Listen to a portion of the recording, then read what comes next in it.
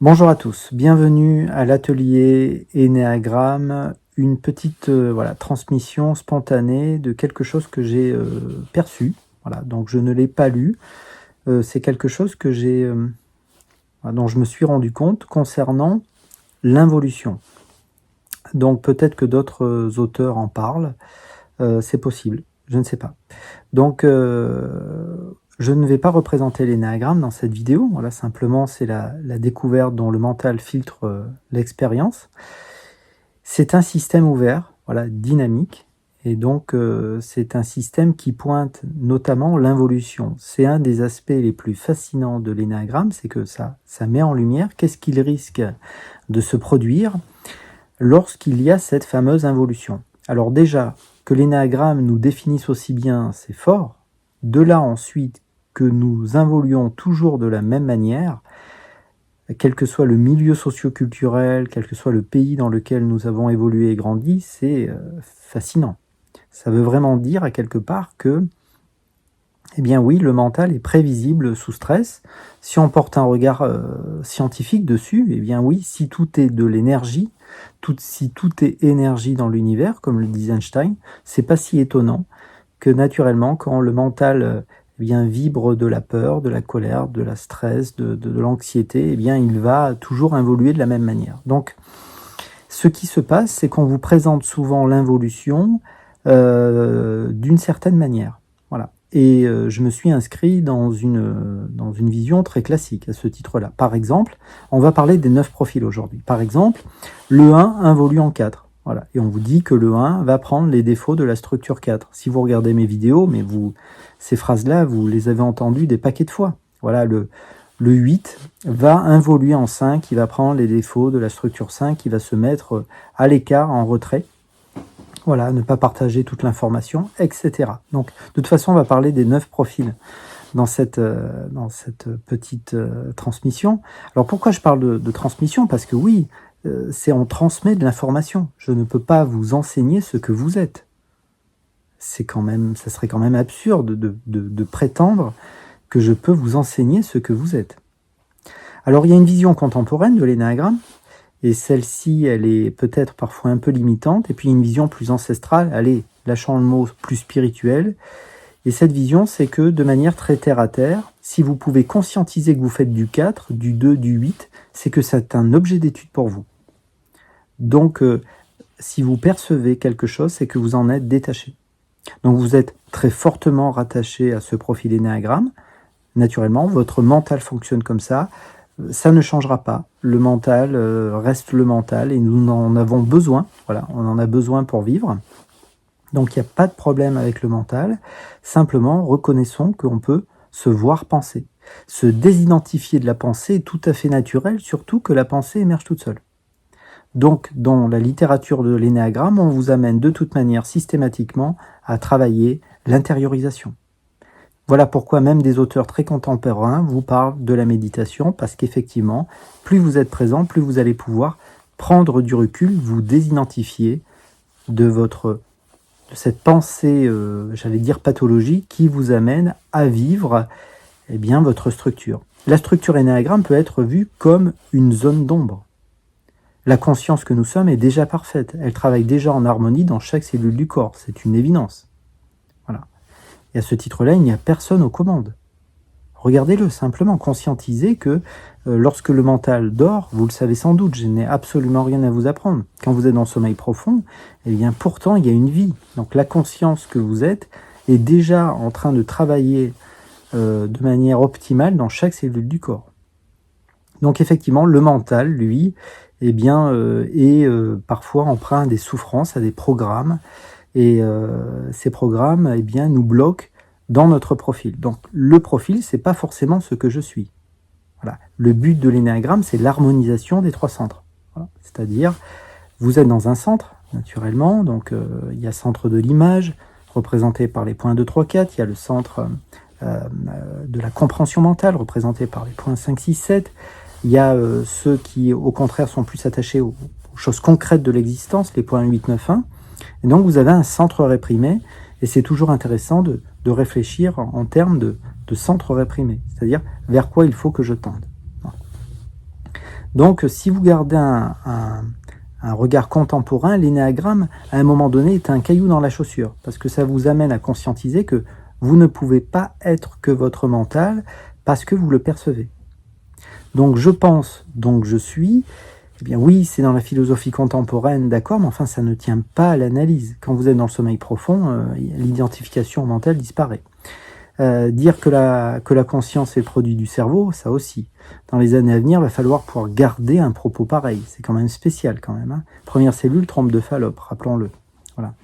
Une première cellule sans cerveau qui, plus tard, à terme, va créer un cerveau. Un cerveau ne peut pas se créer tout seul. Pourquoi je dis ça? Parce qu'on rattache souvent l'idée que le mental est rattaché au mental, que le mental est rattaché au cerveau. Peut-être. Mais dans cet atelier, on est en mesure, on se donne l'autorisation de douter de tout. Donc je vous invite à douter de tout ce qui est partagé. Il n'y a qu'une chose que vous ne pouvez pas douter, c'est que vous êtes. Je pense qu'on est d'accord avec ça, on a tous douté de notre profil énéagramme, pour rester sur l'énéagramme, mais il y a quelque chose dont on ne peut pas douter, vous êtes. Vous êtes ce qui perçoit l'expérience, vous êtes conscience qui perçoit. Et nous sommes tous cela. Donc à ce niveau-là, nous sommes tous égaux et c'est comme ça, pour le dire ainsi. Hein. Voilà. Alors on va commencer pour cette petite causerie autour de l'involution. Donc l'involution, vous savez, le 1 involue en 4, le 8 involue en 5, je le disais tout à l'heure, le 6 involue en 3. Bon. Et on vous présente l'involution comme ça. Mais il y a une autre manière de la présenter, que je vous partage, et ça je ne l'ai pas lu, donc s'il y a la référence de ce que je vais vous partager maintenant, eh bien de bon cœur, je veux bien que vous me la posiez en commentaire. Lorsqu'il y a l'involution, et on va parler des 9 profils maintenant, lorsqu'il y a l'involution, eh bien nous perdons, on va dire, les qualités propres des profils qu'il y a entre notre structure et l'involution. Alors concrètement, le 1 involue en 4. Donc le 1, on y va. Hein. Le 1, et on va parler des 9 profils. On va voir comment ça se dit. Le 1 involue en 4. Donc le 1, c'est le perfectionniste, le réformateur. Et à ce titre-là, on dit que quand il va mal, il va prendre les défauts du 4. C'est-à-dire, il va sentir, un peu comme le 4, qu'il lui manque littéralement quelque chose pour être apte à ce monde. Il voit bien à un moment donné qu'il défend une perfection qui part en éclats à chaque instant, que ses valeurs sont bafouées et que ça ne va pas. Voilà, il ressent une grande tristesse. À ce titre-là, il ressent les défauts de la structure 4. Ça, c'est ce qu'on présente et je l'ai présenté comme ça. Mais en réalité, ce qui se passe, c'est qu'à ce moment-là, ce qu'il ressent, le 1, vous me mettrez en commentaire si ça vous parle, c'est qu'il va perdre les qualités propres du point 2 et les qualités propres du point 3. C'est-à-dire que le 2 c'est les dents, c'est l'empathie, il va perdre une totale empathie envers lui-même, bien sûr, et aussi il va avoir du mal à être en lien avec les autres. Donc il va s'isoler, il va se sentir seul et abandonné, il va s'abandonner lui-même, un peu comme un 4 qui irait mal. Et il va perdre aussi cette capacité d'action. Lui qui était toujours dans une action permanente, eh bien il va à un moment donné être incapable de passer justement dans cette action, ce feu de l'action aussi qui le caractérise. Voilà. Et donc il va vivre effectivement une grande solitude, l'impression d'être inapte. Donc le 1 involue en 4, et ça on le présente toujours comme ça, mais ça crée en lui une zone d'ombre qui est bien plus large, qui est représentée aussi par, le point 2 qui est un peu dans une zone d'ombre. Vous avez compris mon idée, hein, ce qu'on va regarder dans cette vidéo.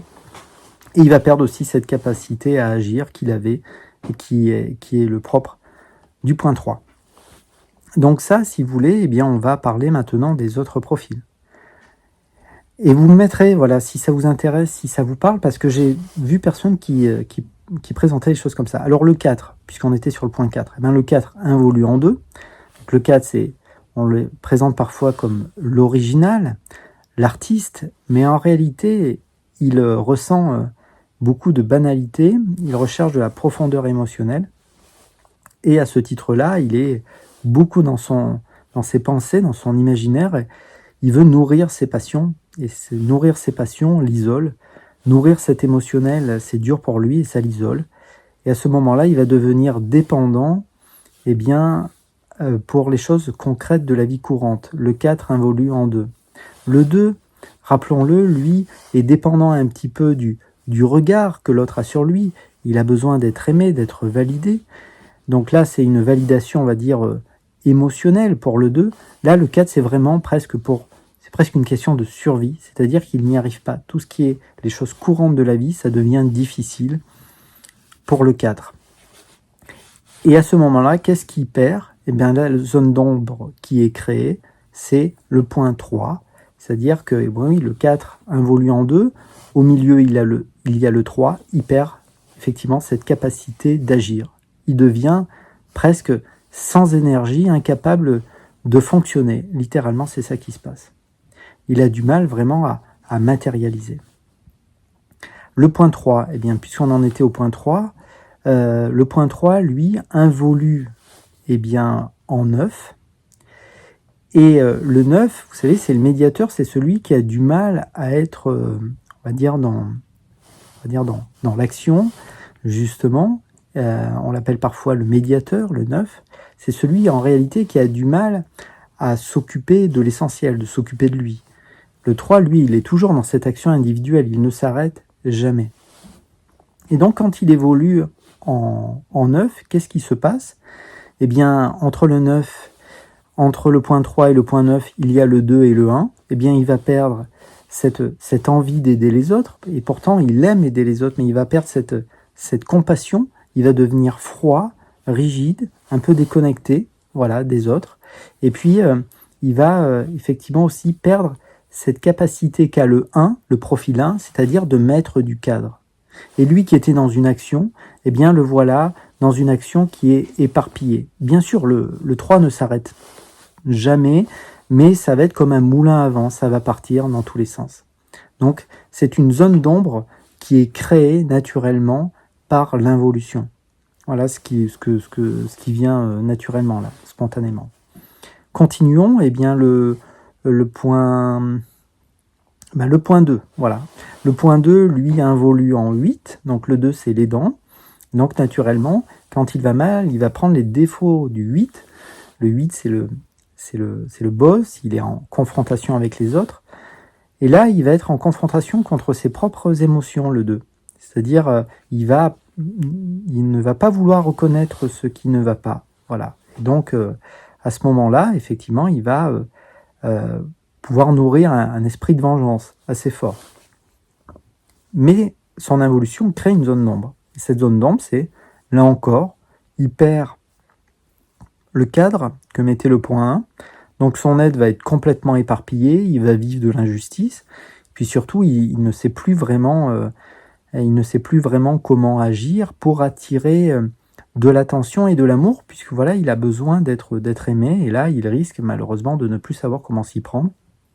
Et puis il va prendre les défauts du point 9, c'est-à-dire que, eh bien, il va être incapable de s'occuper de lui et il va littéralement être figé. Il va être figé à la fois dans sa colère, dans le retrait de ses émotions, et puis il va se sentir seul, tristement seul et sans valeur. Et triste et seul et sans valeur, c'est quelque chose qu'il a peut-être ressenti, voilà, aussi le 2 dans son enfance. Voilà. Donc ça crée une zone d'ombre un peu spéciale qui est composée des 3 points qui sont dans le centre instinctif. Donc autant dire que c'est une colère, une injustice, un esprit de vengeance qui risque d'émerger dans l'esprit du 2 quand il est en involution. Donc nous avons parlé du profil 1, 2, souvenons-nous 3, 4. Le 9 involue en 6, voilà, le 9, donc c'est le médiateur. Alors le médiateur, naturellement, pour lui, c'est difficile justement de s'occuper de lui-même. Voilà, le 3 évolue en 3, même si on ne parle pas de l'évolution. C'est-à-dire que le 3, c'est le compétiteur. Lui, le 9, en évoluant, va rentrer en compétition contre ses propres ressentis intérieurs qui lui disent justement souvent de s'arrêter. Et donc, voilà, aujourd'hui on ne parle pas de l'évolution. Mais quand il va mal, il prend les défauts de la structure 6 Et le 6, c'est bien sûr le loyaliste, et il doute beaucoup, le 6. Donc il va douter non pas des autres, parce que le 6 doute des autres, on verra ça tout à l'heure, il va douter de lui. Il va douter de lui, il va commencer à voir tout en noir. Alors comment ça se fait qu'il va commencer à voir tout en noir? Eh bien son involution va créer une zone d'ombre représentée par les points 8 et 7. Et 6 bien sûr. Donc, eh bien oui, le 8, c'est la force. Voilà, effectivement, cette force, cette capacité à démontrer qu'il a du caractère, à poser du cadre, de la stabilité. Et le 9, en involuant, va perdre ça, va perdre cette stabilité, cette force. Et il va perdre aussi le côté joyeux et cette capacité à jouer avec les pensées et à s'orienter vers des choses plaisantes, qualité du point 7. Et donc il va perdre ça, et il va rentrer dans quelque chose de noir. Et si, encore une fois, le 6 eh bien, doute des autres, eh bien là, à ce moment-là, le 9 va douter de lui. Voilà. Donc on va pouvoir développer, et peut-être que dans d'autres vidéos on va développer, juste, voilà, l'involution crée une zone d'ombre. Voilà. Alors continuons avec le 5. Allez, donc le 5 involue en 7. Voilà, donc le 5, eh bien, c'est le penseur, l'homme de science, celui qui a peur du monde extérieur, celui qui veut se remplir de connaissances. Et donc, quand il va mal, vous savez, il prend les défauts de la structure 7. Le 7, c'est l'épicurien, la peur de ne jamais avoir assez. Et donc là, à ce moment-là, ben oui, il va gloutonner de l'information presque pour le plaisir d'en gloutonner. Alors là, eh bien, ça va créer une zone d'ombre avec le point 6. Et oui, il va commencer à douter finalement de ses connaissances. Donc il risque peut-être à un moment donné de stresser, de se dire « je n'en sais pas d'avance, je ne sais pas assez, il faut peut-être que j'ai d'autres informations. Cette information ne me plaît pas, je commence à douter des informations que je connais ou je me dis que j'en ai pas assez. » Et je vais avoir du mal à ce moment-là, parce que le 6, il y a quand même ce désir d'appartenir à un groupe. Le 6 va perdre cette capacité à appartenir à un groupe et il va s'isoler de plus en plus. Il va perdre voilà, cette qualité propre du point 6 et il va s'isoler et être dans l'avarice d'être. Voilà, c'est pas une avarice financière forcément chez le 5, c'est une avarice d'information. Il ne va pas partager qui il est et ce qu'il est. Voilà. On continue, le point 6, voilà, donc le point 6 involue en 3, voilà, c'est-à-dire qu'il va prendre les défauts de la structure 3, et bien oui, quand le 3 va mal, on l'a vu tout à l'heure, il doute de tout, et il devient froid en fait, hein. Surtout il devient froid, c'est moi et juste moi, et peu importe les moyens, mais il faut que je réussisse, il faut que je sois le premier. Et là, il va se démarquer complètement, c'est-à-dire que il va douter de tout, il va douter de lui. Voilà, le 6 qui doute des autres, à niveau moyen, là en involuant, va douter de lui. Et il va développer un comportement, une attitude qui le met justement de plus en plus dans cette position de « je suis spécial, je suis différent », voilà, que vit le point 3. Alors qu'est-ce qui se passe? La zone d'ombre, eh bien, il y a le point 5 et le point 4. Voilà, qui va devenir des zones d'ombre. Donc le 5, c'est effectivement cette capacité à réfléchir, le 5, hein, à conscientiser des choses et aller vers des choses rationnelles. Et le 6 va douter de tout. Donc cette capacité à rationaliser, à construire, va s'évanouir. C'est-à-dire il va de moins en moins ressentir que les choses sont constructives et intelligibles. Et puis le point 4, le point 4 bien sûr, on l'appelle parfois l'artiste, l'original, il va perdre cette capacité créative parce que le point 4 rêve d'une vie différente. Il a une idée pour lui, c'est-à-dire il se dit je vais pouvoir atteindre quelque chose dans la vie. Je suis créatif et puis j'ai des émotions. Et je peux vivre ces émotions. Et parfois, ces informations m'aident à créer une vie, à avancer. Voilà ce que c'est aussi le point 4. Et donc, cette capacité à ressentir ces émotions va disparaître complètement chez la structure 6 et il va se couper complètement de ses émotions. Bref, il va commencer à avoir peur de lui-même. Voilà pour l'involution de la structure 6. Il nous reste le point 7 et le point 8. Le 7 involue en 1, donc effectivement il mise cher sur ses plaisirs. Le 7 c'est l'épicurien, le généraliste. Il veut garder tout à disposition, il a peur d'être privé. Donc naturellement, il va vouloir à un moment donné mettre malheureusement du cadre, organiser les choses pour justement s'assurer du plaisir et surtout s'extraire de la souffrance. Alors la problématique, c'est que plus il va mettre du cadre et plus il va miser cher sur ses plaisirs et plus il va vouloir que ce plaisir perdure et soit à la hauteur de ses espérances. Malheureusement, plus quelque chose est prévu et plus ça perd en surprise, en spontanéité, et en réalité, c'est ce que recherche le 7. Bref, à un moment donné, il va lui involuer en 1. Le 1, donc, c'est, on l'a vu, le perfectionniste, et donc il va devenir rigide, et il va vouloir que les choses se passent telles qu'il l'a décidé, il a misé sur son plaisir, et il veut que ça soit ainsi. Il a une idée assez précise, finalement. Il y a des valeurs humaines, il y a peut-être une place pour chacun dans la famille, et donc il tient à cela. Et donc, plus j'ai misé sur un plaisir, et plus je veux que ce plaisir soit à la hauteur. Et donc, je risque de ressentir une tension, une pression, si tout n'est pas parfait. Par exemple, prenons qu'un exemple, si le vin n'est pas à la bonne température, c'est un scandale. Vu le prix que je l'ai payé, il devrait être à la bonne température, malheureusement, il est encore trop chaud. Alors, quand le 7 va involuer en 1, eh bien, son élan 8, son élan 8, les points 8 et les points 9 vont devenir des zones d'ombre.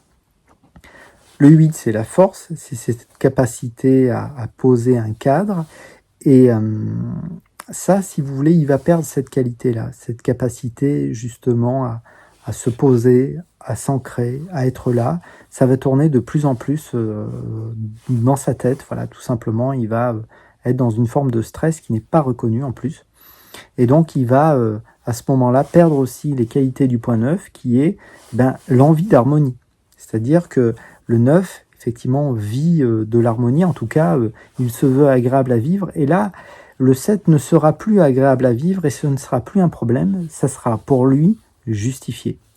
Mécanisme de défense, rationalisation aussi, et d'autres qui sont à l'œuvre. Voilà. Donc voilà, cette vidéo, c'est pour parler des zones d'ombre. Il nous reste le point 8, parlons-en. Donc le point 8, c'est le boss, voilà, le protecteur. Voilà, c'est celui qui sent que la vie peut être dure et que si on n'est pas à la hauteur, les autres peuvent nous écraser. Donc je veux rester aux commandes. Et il y a mille manières d'être aux commandes d'une situation. Il veut avoir un impact fort sur son environnement. Reste à définir quel est cet environnement. Qu'est-ce que c'est que cet environnement? Donc ça peut être soit sa famille, ses enfants, son épouse. Ça peut être, il y a un domaine dans lequel il veut avoir un impact fort. Et s'il voit qu'il perd naturellement cette force, eh bien, il va prendre les défauts de la structure 5, c'est-à-dire il va faire de la rétention de l'information, diviser pour mieux régner d'une certaine manière. En tout cas, il va se tenir à l'écart. C'est vrai que le 8 fait preuve de force, c'est vrai que c'est un être charismatique, et on pourrait se dire que si, naturellement, il est, effectivement, si quelque chose le dérange, il va foncer, il va être dans la confrontation de cette chose-là. C'est possible, si c'est une seule personne en face.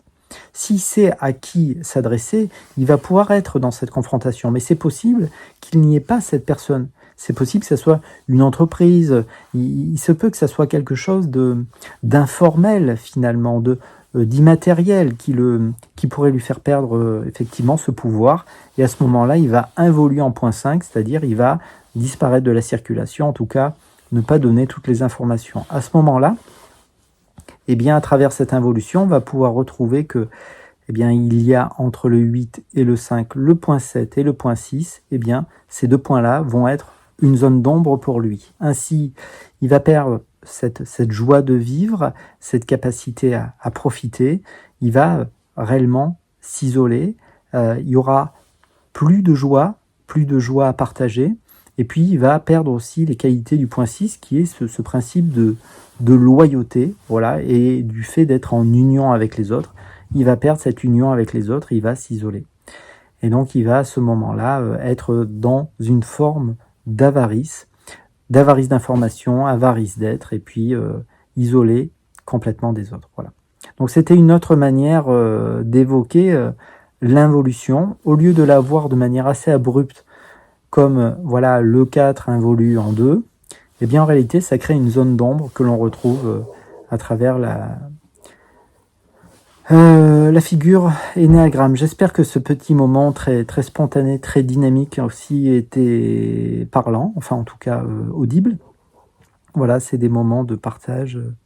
J'espère que ça peut vous éclairer éventuellement. Vous pouvez prendre voilà, si vous voulez, un rendez-vous en ligne, c'est possible aussi. Un pouce, vous abonner, peut-être. À bientôt. Au revoir.